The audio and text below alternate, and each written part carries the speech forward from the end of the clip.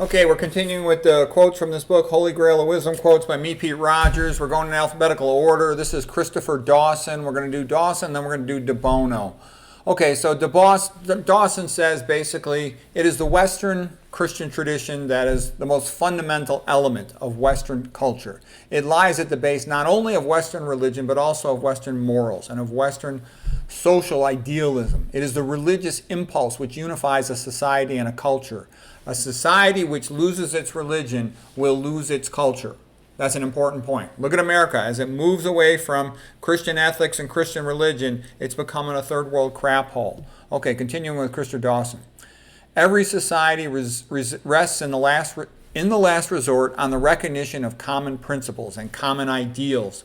And if it makes no moral or spiritual appeal to the loyalty of its members, it will inevitably fall to pieces. Yeah, it is religion that sticks a society together. Remember what religion means: relegare, legare, to ligate, to tie together in Latin.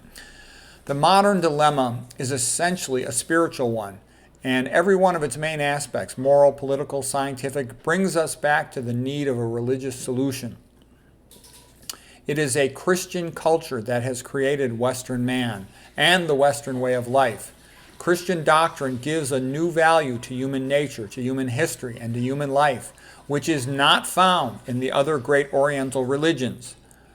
Okay, so that's very true. And like Petronius had said in the book Quo Vadis by Henry Sienkiewicz, one of the greatest novels of all time, he said the ancient Greeks taught us about theater and poetry and art.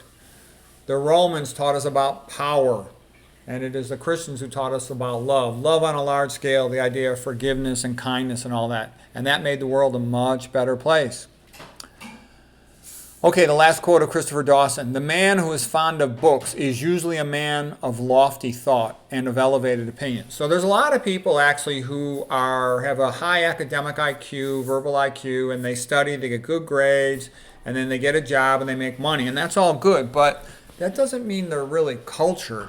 A cultured person is somebody who reads on their own because they want to learn. And you have to read on your own. Schools aren't going to take you there to get you educated.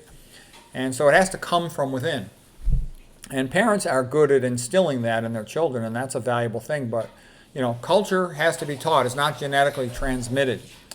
Okay, the next person we're going to talk about is Edward de Bono. He's an MD, PhD. He's a very bright guy, and he did a lot of interesting work on memory techniques and study skills and things like that. I found him quite helpful when I was a young guy going through my phase of trying to learn how to become a better student. Okay, he was born in 1933. He says he noticed that jokes purposefully change direction, and he figured a person could intentionally do that to create new ideas. He was a Rhodes Scholar, a physician, a pioneer in thinking methods. He was the inventor of the 6 hats method for discussing a topic in a meeting. Some of his books are available in audio versions. Okay, so here's one of his quotes. Lateral thinking is like reverse gear in a car. One would never try to drive along in reverse gear the whole way, but on the other hand, we need to have it and know how to use it for maneuverability and to get out of a blind alley. Intelligence is something we are born with. Thinking is a skill that must be learned. Okay, that's good. Okay, Edward de Bono continues. Unless we have complete information, we need thinking in order to make the best use of the information we have. And that's totally true, because most of the time in life, you don't have complete information. I like the quote by Ashley Brilliant. He said, life is the only game where the object of the game is to figure out the rules. Okay, Edward de Bono continues. Critical thinking is just a beginning. Optimal thinking is better. Trying to solve a problem should include optimizing perception, increasing knowledge, and constructive thinking.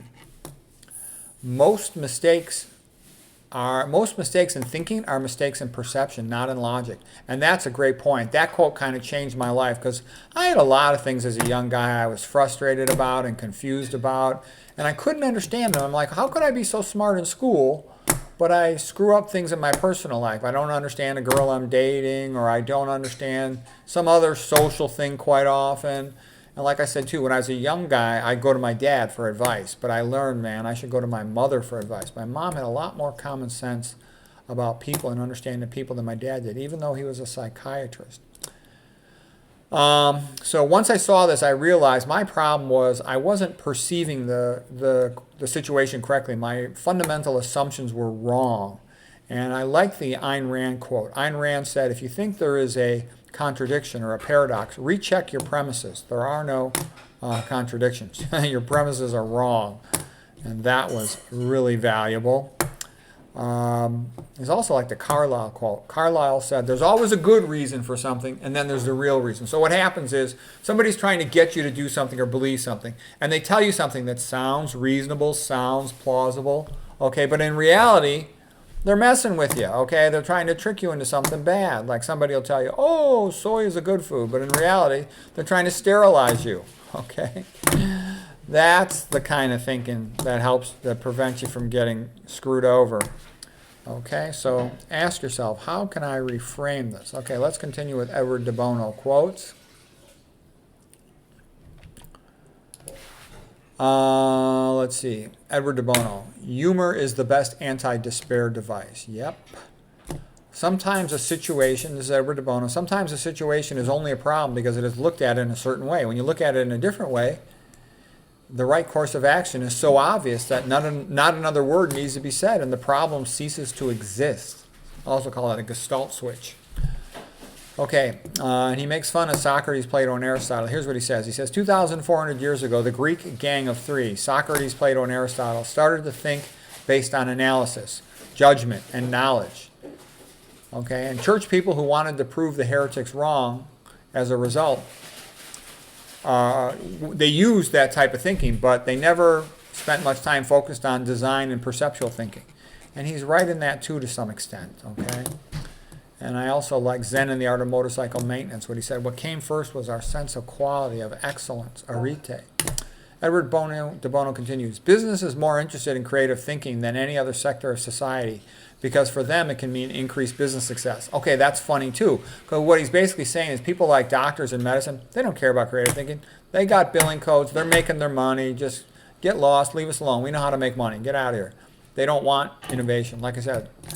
Okay, Edward de Bono continues, you can make progress talking to one person, but committees will block you. Yep, anything you want to get done, deal with an individual, don't deal with a committee. There'll always be some jealous, mediocre weasel that blocks everything. Think gray, I guess means think about the brain. Okay. Edward de Bono continues, creativity involves breaking out of established patterns in order to see things in a different way. And he says creativity is the most important human resource of all. If you actually really want creativity, you have to leave people alone and let them do what they want to do and let them just think about stuff for a long time. Edward de Bono, it is characteristic of insight solutions and new ideas that they should be obvious after they are found. Yeah, the reason why they're obvious is because the obstacle was getting all the debris from the old way of looking things out of the way. And that's much more difficult, harder said than done.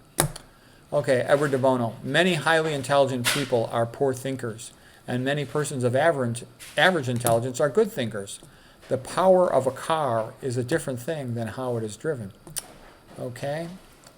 All right, well, anyways, that's Edward de Bono. I hope you found that useful.